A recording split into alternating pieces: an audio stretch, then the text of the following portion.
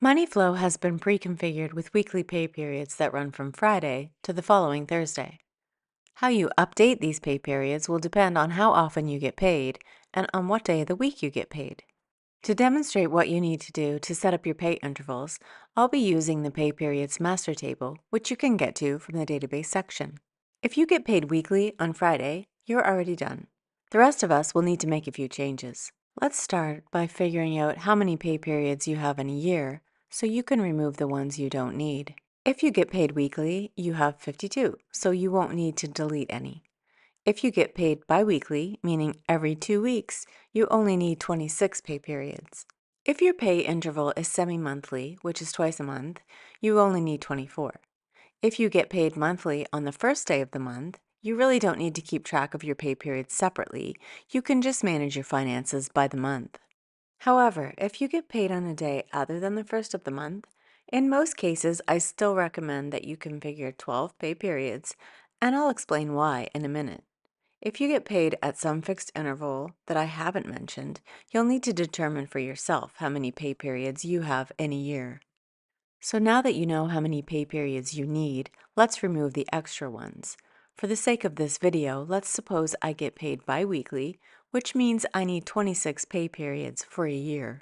Before deleting the extra entries, let's unlink them from the months and years table, starting with the first pay period after the last one you need.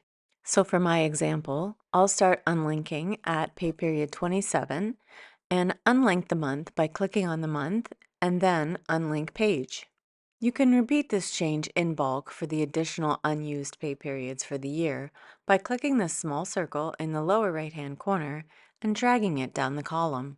If you make a mistake at any time, you can use the undo shortcut on your keyboard or use this Edit Undo menu option to reverse your change.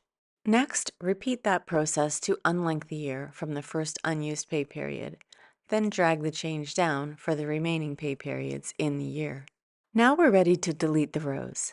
I'm not going to actually delete anything here in my template, but I will show you how. Hover your mouse over the left side of the table and you will see a checkbox appear. Click that box next to each row you want to delete. Next, click on the 3 dots in the floating menu at the top of the table and select Delete. Now all that's left is to update the dates to correspond to your pay period. I recommend starting your pay periods on the day you actually get paid, and here's why. As you start recording your expenses, payments, and other money spent, if you haven't recorded any income yet for the pay period, this snapshot that you see every time you open this page will suggest you're living from a deficit. Psychologically, this doesn't feel good, so set yourself up for success by recording income on the very first day. This is what I was referring to above when I said to set up pay periods even if you get paid monthly. In that case, when you look here at the snapshot, your monthly snapshot may report a deficit, but your pay period will more accurately let you know if you are spending more than you are making. Okay, so back to updating the pay period dates. Click on the entry in the date field and update the start date to the date you get paid and the end date to the date before your next payday. Finally, update the name to reflect the new dates. You may be tempted to just name them pay period 1, 2, 3, etc. But when you start linking transactions to them, having the actual dates in the name will make your life way easier down the road.